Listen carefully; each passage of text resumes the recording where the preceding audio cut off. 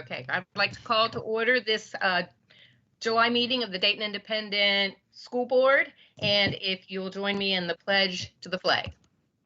I pledge allegiance to the flag of the United States of America and to the republic for which it stands, one nation, under God, indivisible, with liberty and justice for all. And then we'll have the roll call. Carrie Downard. Yes, ma'am. Diane Huff. Yes, ma'am. Lori Peterson. Yes, ma'am. Bernie Pfeffer is not here. Roseanne Sharon. Yes, ma'am. All right. And do we have any recognition this month, Mr. Brewer? It's not listed, so. We do not. Okay, then we will move right on to the consent agenda. And if no one has any questions, I need a motion to approve the consent agenda. Hold on a minute, did yes. Um, did either one of the handbooks make it as an attachment? No. The student handbook did not make it, but the faculty handbook is on there, isn't it? It should be. The staff handbook. Okay, I didn't see it last night, but it could be. I didn't check today.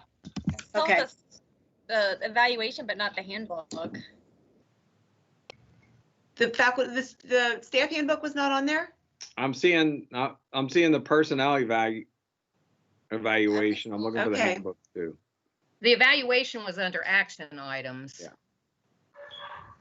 Okay, let's see. Let's here. just push that. We can do that in August. And really the modifications to the handbook were related to COVID-19, which will probably change again. So yeah, I'm comfortable So leaving that off.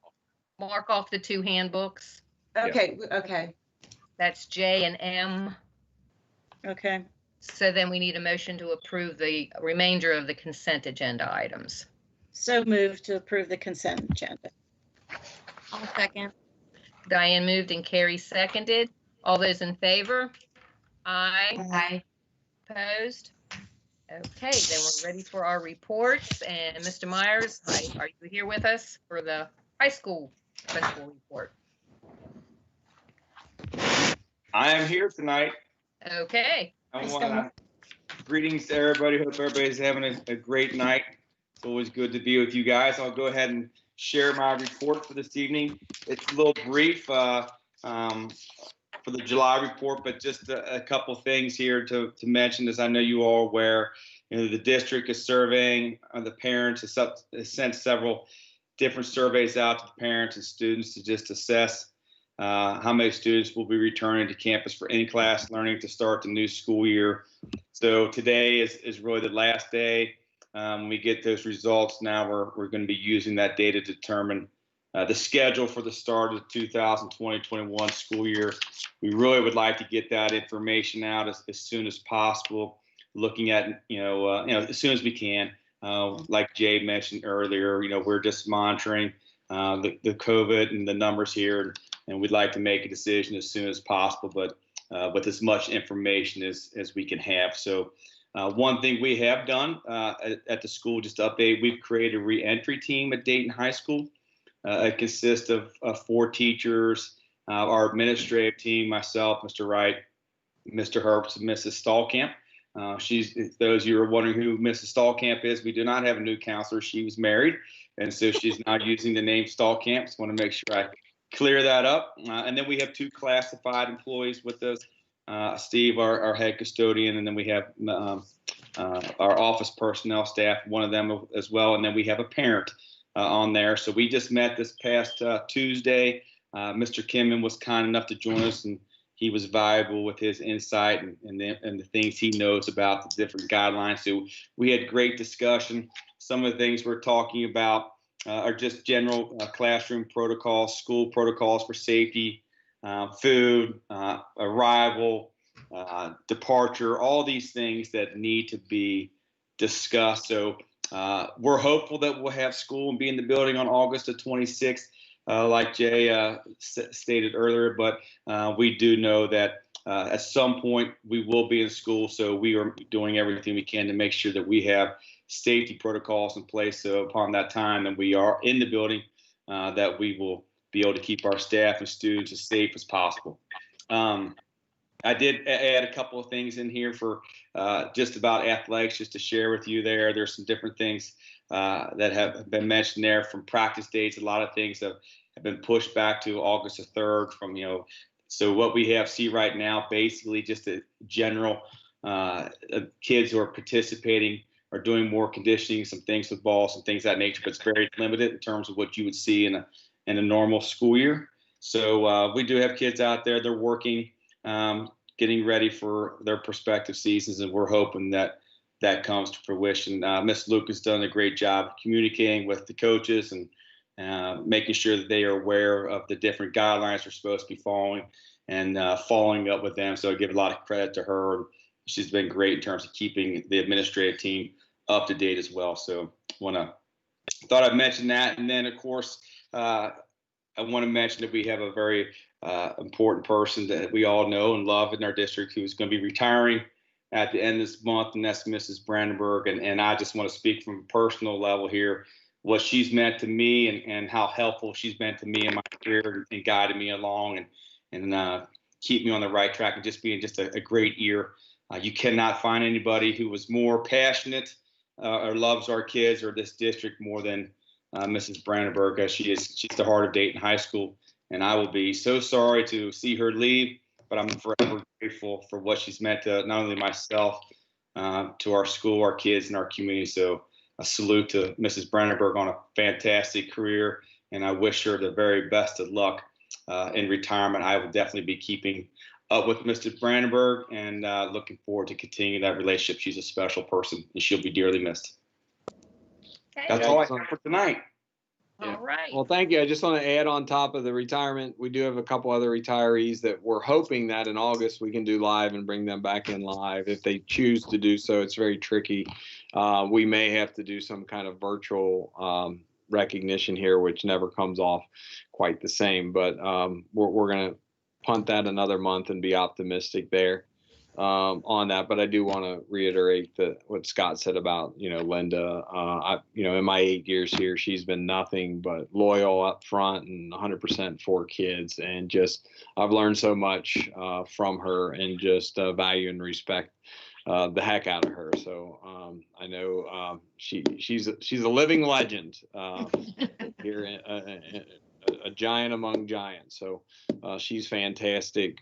As we segue to Miss Dragon, I do want to give an update. I sent an email, but for folks tuning in, we sent out the option survey for parents and students to kind of decide how they would want to start their school year with either a hybrid at school, at home model or 100% at home model. Our earlier survey indicated that we were going to have about 25 to 30% of our students were going to stay home no matter what protocols we were going to put in place. About 25, 30% were pretty cool coming back, and about 50% in the middle, depending on what precautions are put in place and what's established, and can we reduce some class sizes and do those things, they'll probably send their kids back. So right now we've got 628 students options received. Of course, we average somewhere about 850 to 875 students, so we still have about 200 folks we need to get commitments from. And I know we've got a meeting set up tomorrow to try to figure out how we get that information from those folks. So that's about 73% of our district so far is reported in off the survey. When we take that 73%, right now 72% of those students have selected the hybrid model at school, at home, while about 28% have selected the 100% at home, which is consistent. I like consistency. That's consistent with what we saw in the other survey. So we'll continue to monitor that. And if you're wondering what happens next, we've got our staff working on taking this 72-28 split and now looking at our staff members. So how can we do that? How can we staff that?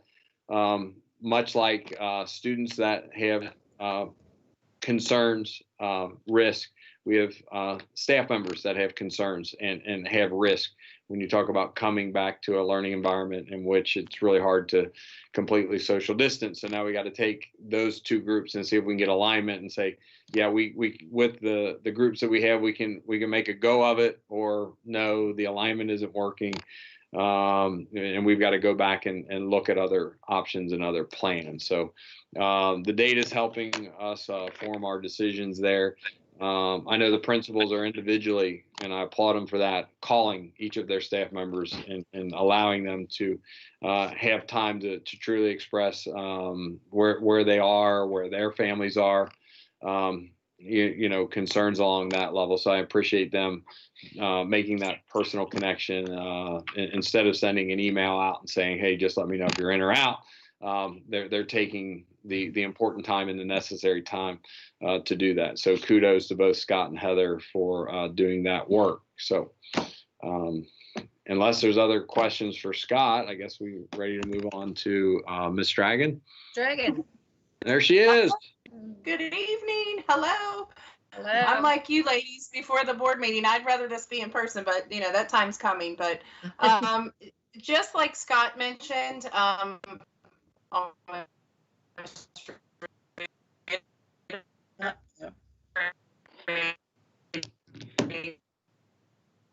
really having a hard time hearing Heather. What about you guys? Yeah, Okay. She's frozen. she's frozen.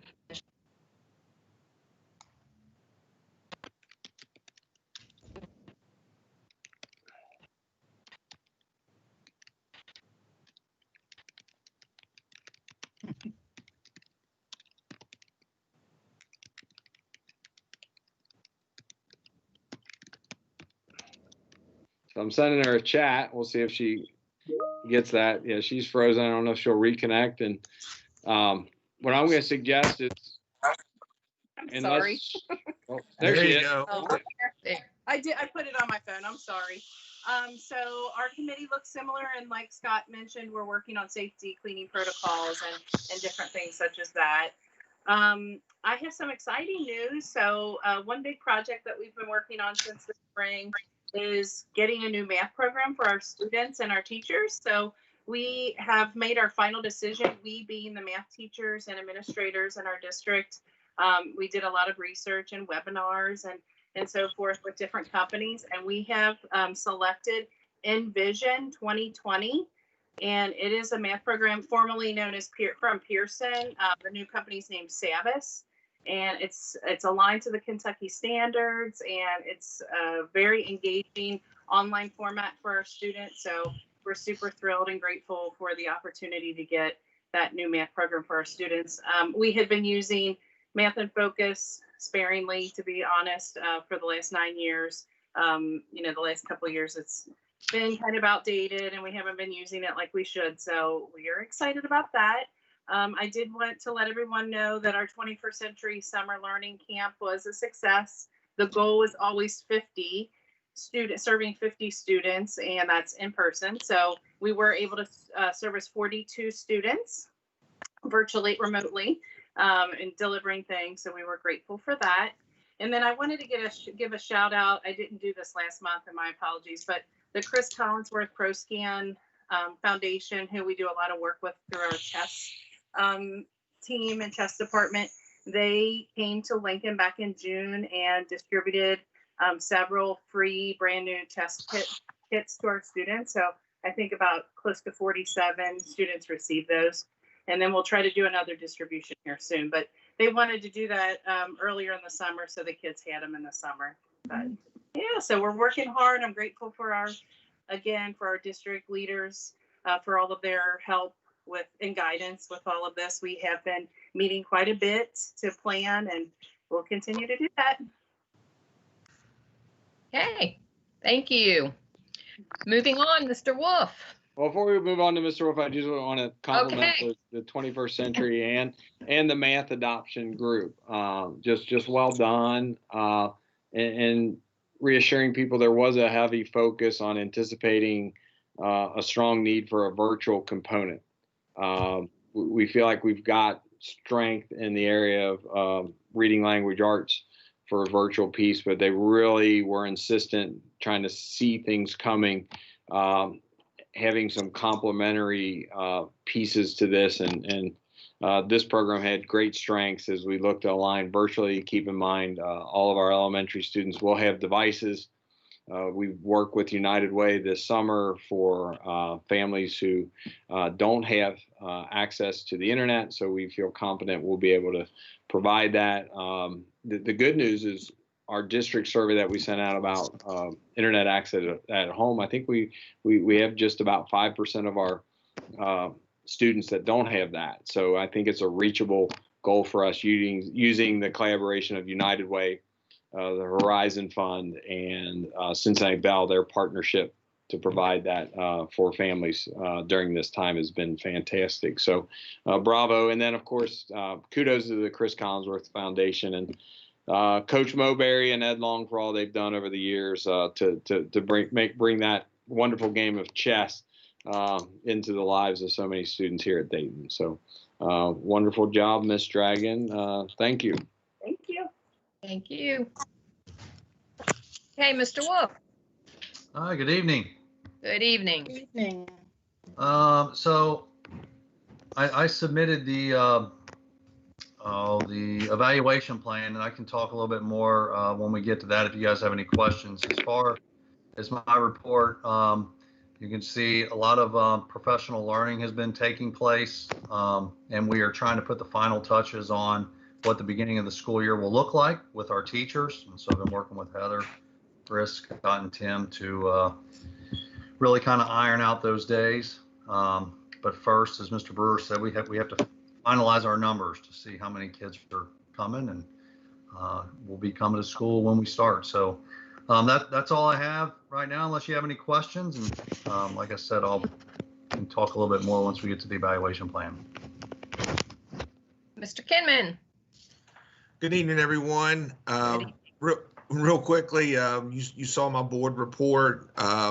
We've had a lot of classified staff that have really stepped up and continue to work throughout the summer delivering food. But also wanted to mention the ladies that have not volunteered, but been working in the temperature station. And I kind of mentioned them in my report, but it's made my job so much easier because I can count on them to be there every day and follow the protocol that we've asked them to put in place to make sure that our staff are reporting to work safely. So I just wanted to mention them. Trish and myself have a Zoom call scheduled with FEMA on August 11th to talk about how we can get reimbursement on some of the things that we've been purchasing.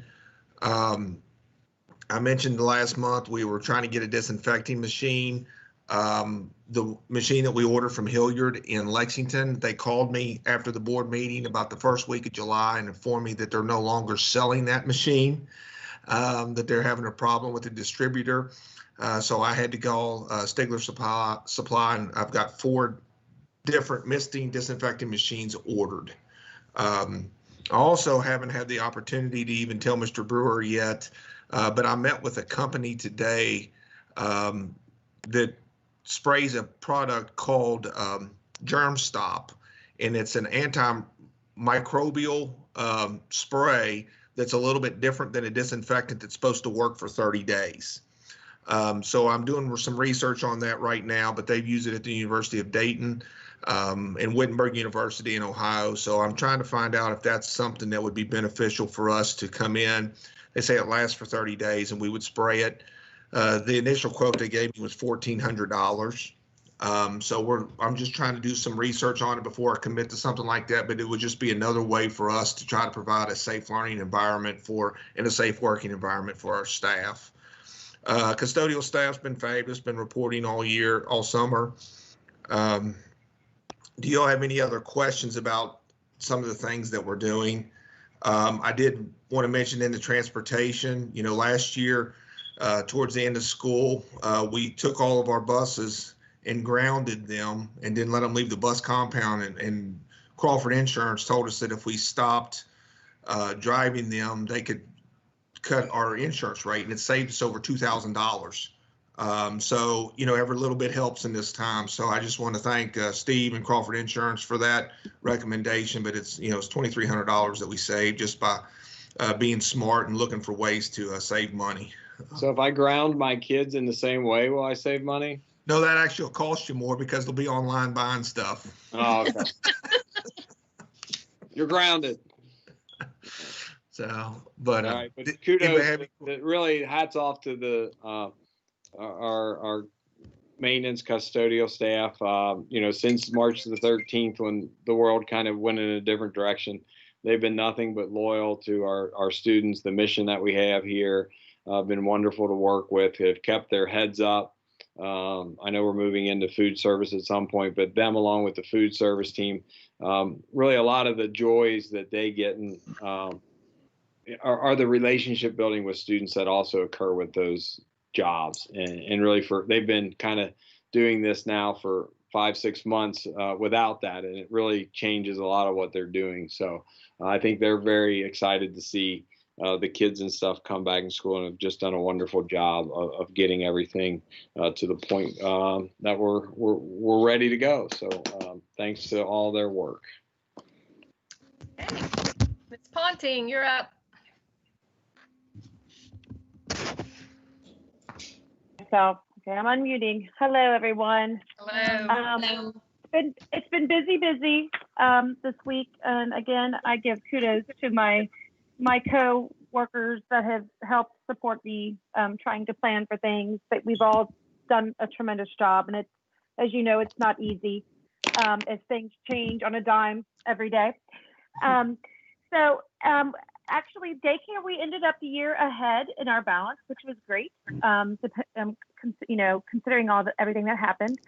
Ron and I and Chef Pam were up there this week looking over there. We plan to open the 12th for teachers as they return, as a lot of our teachers use that for their own children.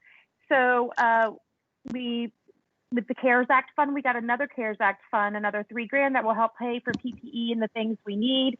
So coming from a daycare standpoint, the government's been doing very well, and nothing's really having to come out of pocket to help us to reopen. So that has been a positive with the daycare. Early child preschool, today I met with area coordinators. We had a Google Meet. It was really insightful.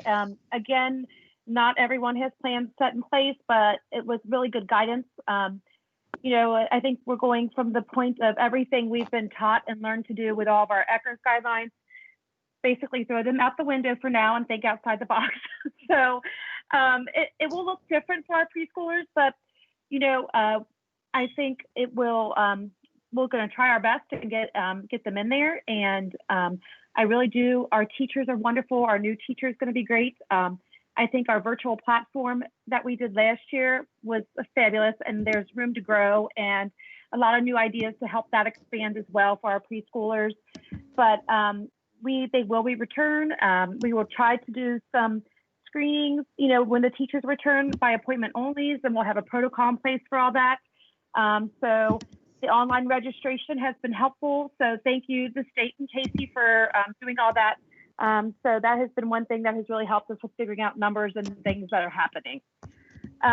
For special ed, and teachers are attending professional developments, which is great. There's been hundreds of online stuff for them to do. So I think they've had their choice to choose things that benefit them. We do want to, I'm so excited, and thank you again last month for approving our mental health coordinator position. We have hired John Mueller, who has been with us for 13 years as a contract employee, and he's going to be fabulous in that new position. So he will begin August 1, and we're going to start right off the bat with planning and meeting needs and things like that. So I think that will be a great addition and a well-needed addition to our staff here at Dayton. The end of year reports, you guys, I'm very proud to say that, we, even in the midst of COVID, we did meet our indicator 11 the guidelines for meeting our initial evaluation. So give kudos to the staff, the parents who attended meetings. So that was really good. I am meeting tomorrow with some of my heads of my 2 buildings to plan evaluation. So there's a lot of reevals that were not completed due to students not being face-to-face. So that will be priority. And we're hoping to bring kids in starting in August to at least get those one-to-one evaluations completed. So that's all. Okay, thank you. All right, thank you. And then kudos to the daycare staff. How you, Trish, and Heather pull off a financial year when we shut down in March is wonderful. We know our intention is never to make money up there, but we certainly don't want to lose money up there, and you guys pulled it off again. I overheard a teacher telling a story the other day, came back for one of your meetings, and her 3-year-old goes to daycare and said, if you're going back to school, do I get to go back and see Miss Heather? And just really excited about that. So what a great job everybody's doing up there. Hey, Mr. Brewer, food service. All right, food service. July's a little bit of a slower month. We've scaled things back. Of course, our food service team went from March the 13th until the end of June this year. Usually they finish up the end of May, but they continue to provide meals, 10 meals a day to students in need, and we're delivering them. We've scaled that back. We're running that out of our cafeteria, and that's going pretty well.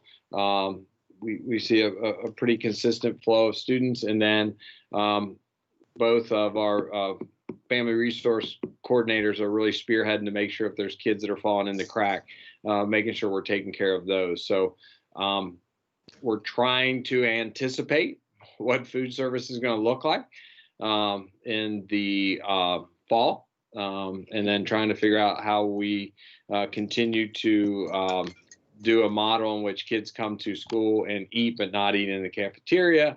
How do we look at providing food options for the students that selected the at home? And what options do we have there?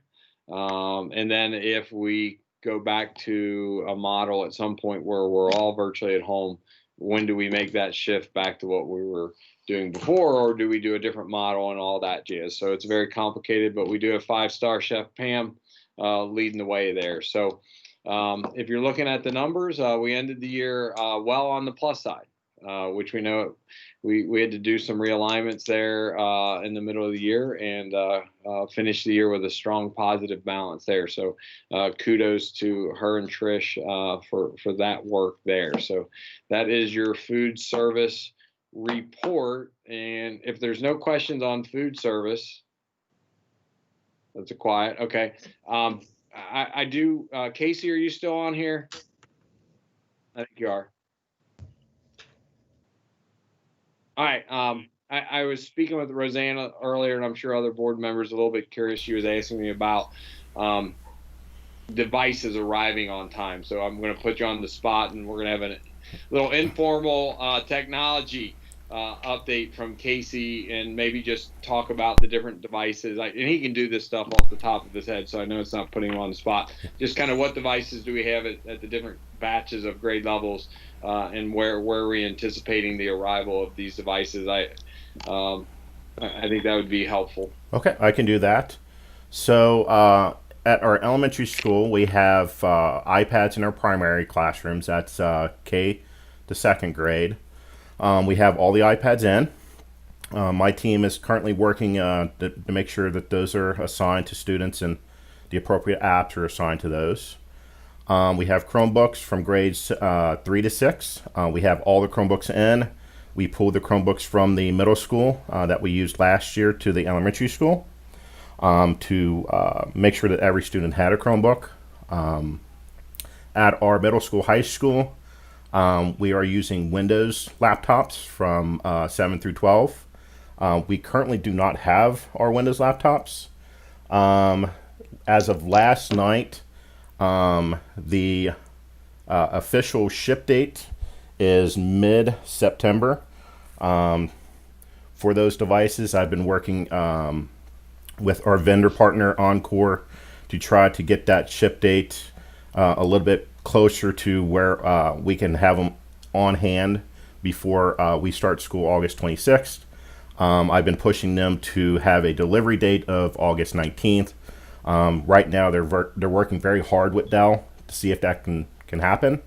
Unfortunately, nationwide, there is a shortage of materials to build these devices, and there's an influx of schools buying these particular types of devices from Dell. So I've heard other districts, Casey, that they're getting shipment dates in October now.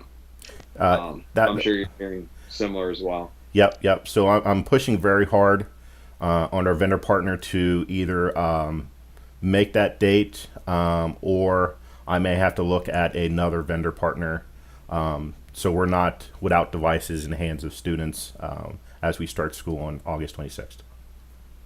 Yep. It's gets complicated when the whole nation needs a laptop. Yes.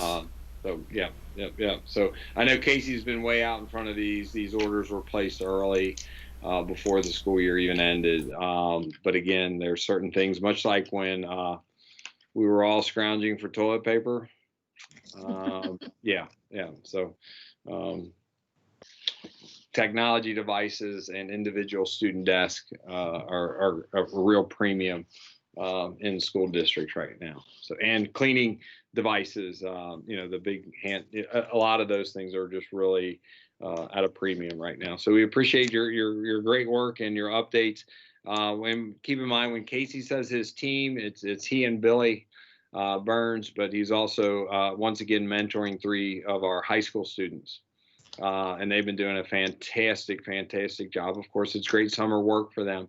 But they come in here and they go through the temp station, mask up, and it's really a great way for us to get some authentic learning experiences for those young students. And those 3 are doing a great job. So thanks for Casey. I know sometimes some of the pre-work on working with the younger folks is not as easy as working with some of the older folks, but it's a strong part of what you do here each and every year with those high school students and mentoring them up. So we appreciate you doing that. Okay, then we are ready for our action items. All right, let me catch up there. Action item number 1 is approval of a stipend for the mental health coordinator. I'm going to punt this one over to Nicole to kind of go through that. You on here, Nicole? Yes, I am. All right. Yeah, so Trish and I really were researching this position, and it was very difficult to find any comparable positions in the state. So with John's, he's got a master's degree, 30 years experience. We just put him on what we thought was best is put him on a salary scale. We extended him with 10 days as well. And also he's going to be doing get a stipend for administrative duties. And that will include, he's going to be responsible for a lot of Medicaid billing. He's going to be doing district-wide initiatives and stuff forth, like we a lot of, yes. Let me interject real quick. She's talking about John, and Nicole's done an awesome job with this. One of the things that also that drove me crazy sometimes was we have 4 different therapists in our district, and we didn't really have anybody from outside agencies, and you never could get an answer on what kids were seeing who or why they got there. We had different procedures throughout both buildings. So what John's going to be able to do also is coordinate that and make sure that there's a plan that's consistent for both buildings so that we can try to watch when kids are being pulled out of classes, making sure that they're being pulled out at the appropriate times and how they're getting signed to a therapist. And it's just going to be a little bit more district-wide procedurally where he'll have some time to focus on that. So it's going to be a real benefit, I think, to our mental health for our students, making sure that we have consistency in both buildings. Mm-hmm. Yeah, and I agree. He's very excited about this, and he loves Dayton, and his heart's with our students and our families, and he has already made a huge impact with some of our families. And I couldn't have picked a better guy for this position. So we're fortunate that he's accepted, and I think he's gonna just with the needs that we're gonna see, even more mental health needs with the virus and things going on with kids not being in school. I think he'll really be a benefit to us. Yeah. John's. We're all very comfortable with John, and when I say us all, I mean us all. So wonderful for that. And we got to keep in mind when we do come back, or if we don't come back, the social emotional needs of our students are going to be up front. Brain health is such an important factor. We all know that as human beings, we're human beings, not human doers, and we're social animals. We're social creatures. We're not meant to be lone wolves. sitting isolated away from people, looking at screens all the time. And, it is a challenge of what we're going to have to deal with when our kids come back and how they make that transition back to those things. And then also at the younger grade levels, really concerning those students that are missing out on those key developmental years, months where self-regulation and just as I say, the most important thing in preschool is can you learn to play and make friends? And if you can do that coming out of preschool and kindergarten, you've got a ton of skills underlying those two things with being able to play and make friends that really concerns me for those young kiddos. Can they make that? How are we replicating that through virtual experiences is really a challenge. So we got a lot of work ahead of us, but having John on our team is certainly going to help us with that work. So if there aren't any questions, I'll go ahead and make a recommendation that we approve the stipend for our mental health coordinator. So I need a motion. So moved to approve the $4,500 stipend for the mental health coordinator. I'll Okay. second. Diane moved and Carrie seconded. All those in favor? Aye. Aye. Opposed? And we have passed that. All right, 7B is approval of the certified evaluation plan. I'm going to punt this one to Mr. Wolf to briefly give an overview of the modifications, changes that we've made, and questions that you guys might have. All right, so we do not, unlike years past, we do not have to send this off to KDE. The past couple of years we had to approve it. You had to approve it here. Then we had to send it off to KDE for them to approve. The only change KDE sent to school districts this year is they changed the principal standards to what's called the, let me pull it up here, the professional standards for educational leaders.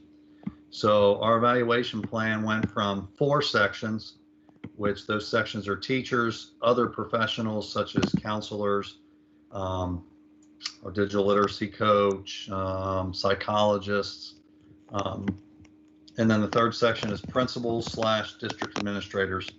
And so I met with Mr. Brewer the other day, and we combined section 3 and 4 into just section 3. The new standards are thorough and lengthy, but they better match the standards and the domains for teachers. So those domains are planning and preparation, classroom environment, instruction, and then professional responsibilities. So those are the big changes to the evaluation plans. What questions do you guys have? It's going to be interesting evaluating teachers this year if we're virtual or half and half or. Yes, it'll be a little interesting. I would agree. Well, we're very fortunate to have 2 wonderful leaders that know their teams well. So this would not be a great year to be starting with new school leaders. That would be quite a challenge for a new principal, assistant principal to be starting, in either situation that we're in right now. So very fortunate to have the team that we have. So it's my recommendation that we go ahead and approve the certified evaluation plan. So I need a motion. I'll make a motion to approve the certified evaluation plan. Okay. I'll second it. Carrie moved and Diane seconded. All those in favor? Aye. Aye. Opposed? All right. All right, the final, well, not the final one, but the one before the final one, 7C, request approval to add a new position. It's District Health Service Assistant. Again, I'll punt. You guys wonder what I do. I just punt all day to Mr. Kinman and possibly supported by Nicole on, because she's our real leader on the Medicaid reimbursement on the addition of the District Health Service Assistant. I will say, we're going to be strategic on the timing of the hiring of this position. We just never know what the school year is going to start to look like, but we do feel like in the COVID-19 situation, additional services are going to be necessary. So go ahead, Mr. Kinman. Well, what we have done is we're recommending an individual that would work directly under Nurse Tara. However, they would work in the opposite building of Nurse Tara. Obviously the younger kids need a little additional help. So Nurse Tara spends a lot of her day at the elementary school. So we felt like initially we wanted to hire another individual that would be at the high school when Nurse Tara is at the elementary school. And then when Nurse Tara visits the high school, this individual would then turn and go to the elementary school so that we would have coverage at both buildings at all times. Obviously, with the temperature stations that we're creating and some of the issues that we're going to have regarding when students have fevers, we're not going to be able to send kids to the front office to wait for someone to get picked up. We're going to have an area assigned for that. So this is just another staff member that we'll have available to make sure that we utilize and take care of the kids that are sick and protect the ones who aren't. So we just felt it was a great opportunity to do that. We're going to recommend a certified medical assistant. That it's a CMA is what Nurse Tara suggested. She said it's almost as good as it's really basically the same thing as an LPN, but we wouldn't have to pay as much as an LPN, and an LPN really doesn't have the ability to do any more than what a CMA can do also. So we're not going to require it, but we are going to ask that we're looking for someone who's got their certified medical assistant license or certificate. So obviously, as Mr. Burr said, we're going to be systematic in watching the timeline, schedule interviews, and then make a hire right when school is starting. Just to add to Ron, this position too, Tara, since she is a licensed nurse, will oversee this position for Medicaid billing. So this position will be able to bill for medicine dispensation, as well as diabetic care, any hearing vision screenings we do on students, or any emergency care that she would have to perform on a student. So there is potential for a lot of billing that can occur with this new position as well. We all know the importance of Maslow's basic hierarchy of needs, and very important to have these health issues for our kids. Health is wealth, and we're going to need every assistance we can get this coming year with that. So if there aren't any other questions, request to approve the addition of the district health service assistant. So I need a motion. So moved to approve the new position of district health service assistant. I'll second. Diane moved and Carrie seconded. All those in favor? Aye. Opposed? And then we have our last motion, making the agenda and attachments part of the official board meeting records. I need a motion. So moved. Diane? So Seconded by? I second it. All right, Lori. All those in favor? Aye. aye. Okay. We have no communications, new business, unfinished business. You have your site-based minutes from the high school in Lincoln. Do we have any citizens that have questions? All right, I'm going to throw it out there. If anybody out there watching has a question, you can type it in. And we only have about 7 people watching, which is great, but no comments. Okay. Then if we have no comments, I need a motion for us to adjourn. So moved. So moved. Diane moved and Lori seconded. second. All those in favor? Aye. Aye. Opposed? Then we are adjourned. Right, and